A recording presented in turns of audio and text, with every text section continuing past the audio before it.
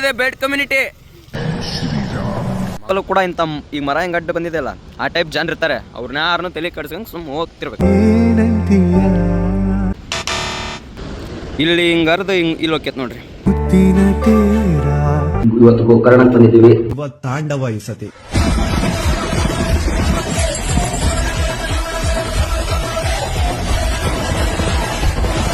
ಸೂರ್ಯವಂಶದಾಗ ನಾ ಇಲ್ಲ ಬಂದ್ರೆ ಟೈಮೇ ಸರಿ ಇಲ್ಲ. ಇಲ್ಲಿ ಬೋರ್ಡ್ ಹಾಕ್ಯಾರ ಯಾರು ಇಳಿಬೇಡ್ರಿ ಅಂತ.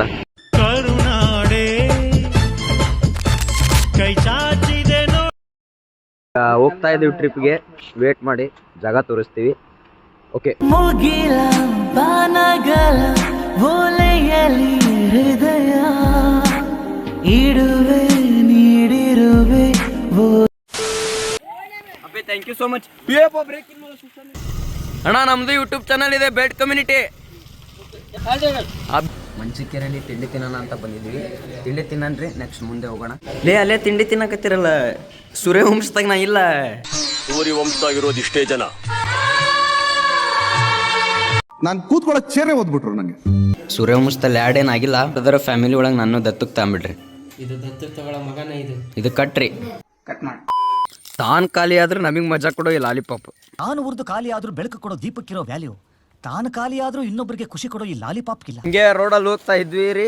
ಹಂಗೆ ಅದೇ ಟೈಪ್ ಯಾವಾಗಲೂ ಹೆಂಗೆ ರೋಡಲ್ಲಿ ಏನಾರ ಸಿಕ್ಕರೆ ತೋರ್ಸೋಣ ಅಂತ ನಿಲ್ಲಿಸ್ತೀವಿ. ಹಂಗೆ ನಿಲ್ಸಿದೀವಿ, ತೋರಿಸ್ತೀವಿ ನೋಡ್ರಿ. ಪ್ರೀತಿಯ ಊರ ನಾಯಕಿಯೇ, ಮುತ್ತಿನ ತೇರ ದೇವತೆ, ನನ್ನ ಉಸಿರಿನಲ್ಲಿ ನಿನ್ನ ಬಿಗಿದಿಡು. ಇಷ್ಟು ಚೆನ್ನಾಗಿ ಜಾಗ ಇದೆ ರೀ. ನಾವು ಮನುಷ್ಯರು ಇದನ್ನೆಲ್ಲ ಎಂಜಾಯ್ ಮಾಡೋದು ಬಿಟ್ಟು ಬರೀ ಹಾಳು ಮಾಡ್ತೀವಿ. ಉದಾಹರಣೆ ನೋಡ್ರಲ್ಲಿ, ಚೇರ್ನ ಹೆಂಗೆ ಹೋಗ್ದಿದ್ದಾರೆ, ಪ್ಲಾಸ್ಟಿಕ್ ಚೇರ್ನ. ಗೊತ್ತಿಲ್ಲದೆ ಮಾಡಿದ್ರೆ ಅದು ಬೇರೆ, ಗೊತ್ತಿದ್ದು ನಾವು ಈ ಥರ ಮಾಡೋದು ತಪ್ಪಾಗುತ್ತೆ. ಮಾಗೋಡು ಫಾಲ್ಸಿಗೆ ಟಿಕೆಟ್ ಕೊಡ್ತಾ ಇದ್ದಾರೆ. ಮಾಗೋಡು ಫಾಲ್ಸ್ ಏನಿದೆ ಟಿಕೆಟ್ ಕಾರಿಗೆ 40 ರೂಪಾಯಿ ಇದೆ. 20 ರೂಪಾಯಿ 70 ರೂಪಾಯಿ ಹಾಕವ್ರೆ. ಎಲ್ಲಿ ನಾವು ಬಡವ್ರು ತಗೊಂಬರೋದು? ಮಾಗೋಡು ಫಾಲ್ಸ್ ಅಂತೂ ಇಂತೂ ರೀಚ್ ಆದ್ವಿ, ತೋರಿಸ್ತೀವಿ. ಕಾರ್ ತೊಗೊಂಬಂದ್ರೆ 40 ರೂಪಾಯಿ ಪಾರ್ಕಿಂಗ್ ಚಾರ್ಜ್ ಅಂತಾರೆ. ಆಮೇಲೆ ಒಂದು ಪರ್ಸನಿಗೆ 30 ರೂಪಾಯಿ ಎಂಟ್ರಿ ಫೀ ಇದೆ. ಈಗ ನಾನು ನಿಮಗೆ ನೆಕ್ಸ್ಟ್ ವ್ಯೂ ತೋರಿಸ್ತೀನಿ ನೋಡ್ರಿ. ಫುಲ್ ಫಾಗ್ ತುಂಬಿದೆ. ಕೆಳಗಿಳಿದು ಹೋಗ್ಬೇಕ್ರಿ. ಕೆಳಗಿಳಿದು ಹೋಗಿ ಫಾಲ್ಸ್ ನೋಡೋಣ. ಈಗ ಹಂಗೆ ಸೈಡಿಂದ ನೋಡಿ ಹೆಂಗೆ ಕಾಣುತ್ತೆ ಅಂತ. ಸೈಕ್ ಐತ್ಲೇ, ಭಾರಿ ಐತಲೆ. ಫುಲ್ ಫಾಗ್ ತುಂಬಿದೆ ರೀ. ಆಗಲೇ ನಿಮ್ಗೆ ತೋರಿಸಿದ್ವಲ್ಲ, ಕೆಳಗೆ ಹೋಗೋಕೆ ಮೋಸ್ಟ್ಲಿ ರೋಡ್ ಅನ್ಸ್ತತ್ರಿ ಇದೆ. ಕೆಳಗೆ ಹೋಗೋಣ, ಅಲ್ಲಿ ನೋಡೋಣ. ಫಾಲ್ಸ್ ಸಖತ್ ಕಾಣ್ತಿತ್ತು ರೀ. ಆದ್ರೆ ಮರ ಅಡ್ಡ ಆಯಿತು, ಫಾಗು ಬಂದ್ಬಿಡ್ತು. ನಮ್ಮ ಲೈಫಲ್ಲೂ ಕೂಡ ಇಂಥ ಈಗ ಮರ ಹೆಂಗೆ ಅಡ್ಡ ಬಂದಿದೆಯಲ್ಲ ಆ ಟೈಪ್ ಜನ ಇರ್ತಾರೆ. ಅವ್ರನ್ನ ಯಾರನ್ನು ತಲೆ ಕಡ್ಸ್ಕೊಂಡು ಸುಮ್ಮನೆ ಹೋಗ್ತಿರ್ಬೇಕು.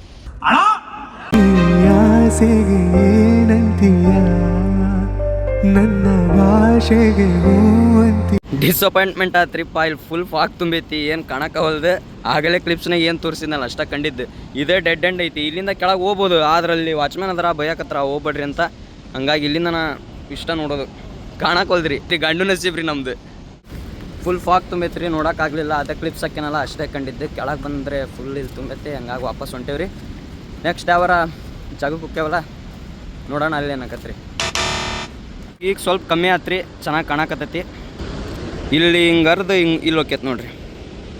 ಅವ್ರು ಕಣ್ಣು ತೆಗದ್ರಿ, ಫಾಗೆಲ್ಲ ಹೋಗಿ ಫಾಲ್ಸ್ ಚೆನ್ನಾಗಿ ಕಾಣಕತ್ತೈತ್ರಿ ನೋಡ್ರಿ. ಇದನ್ನ ನೋಡ್ತಾನೆ ಅಲ್ಲೊಂದು ಜರಿ ಇದೆ, ಜರಿನೂ ನೋಡ್ರಿ.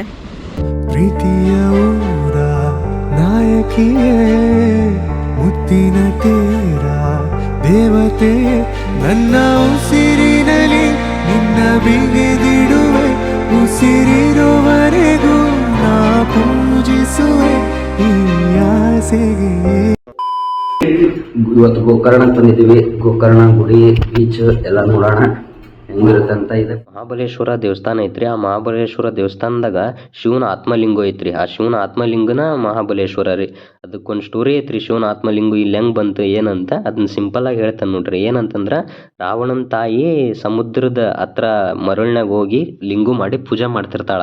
ಪೂಜೆ ಮಾಡೋ ಸಂದರ್ಭದಾಗ ಏನಾಗ್ತಿರ್ತೈತಿ ಅಂದ್ರ, ಆಕಿದಿನ ಪೂಜಾನ ಮುಗ್ದಿರಲ್ಲ, ಅವಾಗ ಸಮುದ್ರದಲ್ಲೇ ಬಂದು ಆ ಲಿಂಗು ಕೆಡಿಸಿ ಪೂಜಾ ಹಾಳು ಮಾಡಿ ಹೋಗ್ತಿರ್ತೈತ್ರಿ.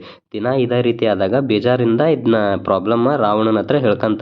ಅವಾಗ ರಾವಣ ಅದನ್ನ ಕೇಳಾದ್ಮೇಲೆ ಸರಿ ಅಂತಂದು ತಾಯಿಗೆ ಶಿವನ ಆತ್ಮಲಿಂಗನ ತಂದು ಕೊಡೋಣ ಅಂತ ಡಿಸೈಡ್ ಆಗಿ ತಪಸ್ ಮಾಡ್ತಾನೆ ರೀ. ಆ ತಪಸ್ಸಿಂದ ಶಿವ ಮನ್ಸು ಹೊತ್ತು ಪ್ರತ್ಯಕ್ಷ ಆಗಿ ರಾವಣ ಕೇಳ್ತಾನೆ, ನಿನಗೇನು ಬೇಕು ಕೇಳು ವರ ನಾ ಕೊಡ್ತಾನೆ ಅಂತ. ಅವಾಗ ರಾವಣ ಇದ್ದಾನೆ ಏನು ಮಾಡ್ತಾನೆ ರೀ, ಶಿವಗೆ ನೀನು ಆತ್ಮಲಿಂಗ ಕೊಡು ಅಂತ ಕೇಳ್ತಾನೆ.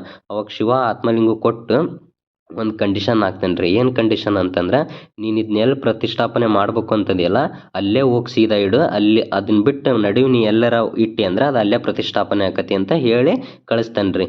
ಅವಾಗ ರಾವಣ ಸರಿ ಅಂತಂದು ಆ ಲಿಂಗುನ ಕೈಯಾಗ ಹಿಡ್ಕೊಂಡು ಹೋಗ್ತಿರ್ಬೇಕಾರೆ ಈ ಕತಿ ತ್ರಿಲೋಕಕ್ಕೆ ಎಲ್ಲ ಗೊತ್ತಾಗ್ಬಿಡ್ತೈತಿ, ಹಿಂಗೆ ಆಗೈತಿ ಶಿವ ಆತ್ಮಲಿಂಗುನ ರಾವಣನ ಕೈಯಾಗ ಕೊಟ್ಟಾನ ಅಂತ. ಅದಕ್ಕೆ ತ್ರಿಲೋಕದಾಗಿರೋ ದೇವ್ರು ಅಷ್ಟರು ವಿಷ್ಣು ಹತ್ರ ಹೋಗ್ತಾರ, ಈ ಥರ ಆಗಾಕತ್ತೈತಿ, ಶಿವ ಹಿಂಗೆ ಕೊಟ್ಟಾನ, ರಾವಣ ಅದನ್ನ ತೊಗೊಂಡು ಹೊಂಟಾನ, ಅದನ್ನ ತೊಗೊಂಡು ಹೋದ್ರೆ ತ್ರಿಲೋಕಕ್ಕೆ ಮುಪ್ಪಾಗದಂತ್ರ ಕಾಯ್ಮು, ಅದನ್ನ ಆಮೇಲೆ ದುರ್ಯೋಪಯೋಗ ಪಡಿಸ್ಕೋಬೋದು ಅವನು ಅಂತಂದು ಹೇಳ್ತಾರೆ. ಅದಕ್ಕೆ ವಿಷ್ಣು ಏನು ಮಾಡ್ತಾನೆ, ಗಣೇಶನ್ ಕರೀತಾನೆ. ಗಣಪತಿ ಕರೆದು ಗಣಪತಿಗೆ ಹೇಳ್ತಾನೆ, ಹಿಂಗೆ ನಿಮ್ಮ ಅಪ್ಪಾಜಿ ಹಿಂಗೆ ಕೊಟ್ಟೈತಿ, ಈ ಲಿಂಗುನ ನೀನು ಅಲ್ಲೇ ಅವನ ಕೈಯಿಂದ ತಪ್ಪಿಸ್ಬೇಕಿದ್ನ ಅಂತ ಹೇಳ್ತಾನೆ ವಿಷ್ಣು. ಅದಕ್ಕೆ ಗಣಪತಿ ಸರಿ ಅಂತಂದು ಬ್ರಾಹ್ಮಣ ಅವತಾರದಾಗ ಹೋಗಿ ನಿಂತಿರ್ತಾನೆ ರೀ. ಅವಾಗ ಏನು ಮಾಡ್ಬಿಡ್ತಾನೆ, ವಿಷ್ಣು ತನ್ನ ಚರಕದಿಂದ ಸೂರ್ಯನ ಮುಚ್ಚಿದಾಗ ಏನಕತಿ ಸಾಯಂಕಾಲ ಆಗೈತಿ ಅಂತ ತಿಳ್ಕೊಂಡು ರಾವಣ ಸಂಧ್ಯಾ ವಂದನೆ ಮಾಡ್ಬೇಕಾಗಿರ್ತೈತಿ ರೀ. ಅವಾಗ ಏನು ಮಾಡ್ತಾನೆ, ಅತ್ತ ಇತ್ತ ನೋಡ್ತಾನ.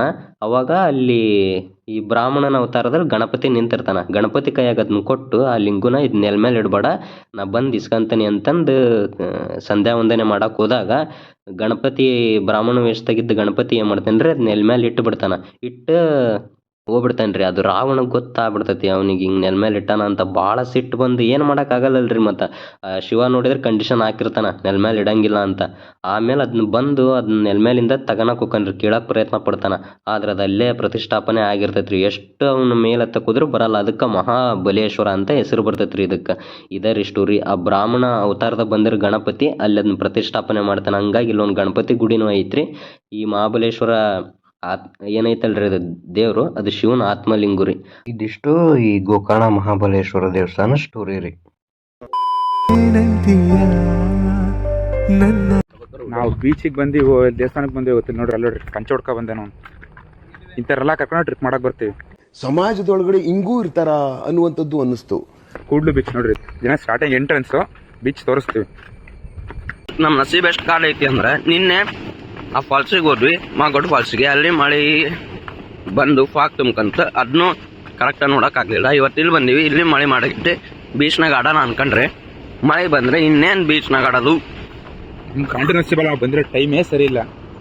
ನಾವು ಸರಿ ಇಲ್ವೋ, ನಮ್ಮ ಟೈಮ್ ಸರಿ ಇಲ್ವೋ ಗೊತ್ತಿಲ್ಲ.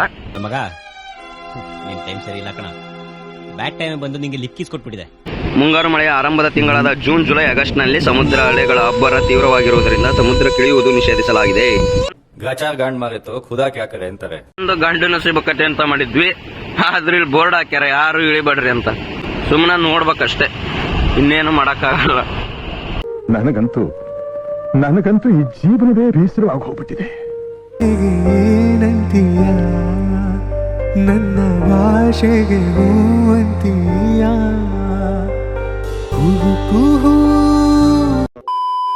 ನಾವು ಜೀವನದಾಗ ಎಷ್ಟು ಸ್ಟ್ರಾಂಗ್ ಆಗಿ ನಿಲ್ಬೇಕು ಅಂದ್ರ, ಆ ಬಂಡಿಗೆ ಅಲೆ ಬಡದ್ರು ಅದು ಅಲ್ಲೇ ನಿಂತತಿ. ಆ ಥರ ನಮಗೆ ಏನೇ ಕಷ್ಟ ಬಂದ್ರು, ಯಾರು ಏನಂದ್ರು ಏನಾದ್ರು, ಆ ಬಂಡೆ ನಿಂತಂಗೆ ನಾವು ಹಂಗೆ ನಿಂತು ಬಿಡ್ಬೇಕು ಸ್ಟೇಬಲ್ ಆಗಿ ಅಷ್ಟೇ. ಮತ್ತೆ ಭೇಟಿಯಾಗೋಣ.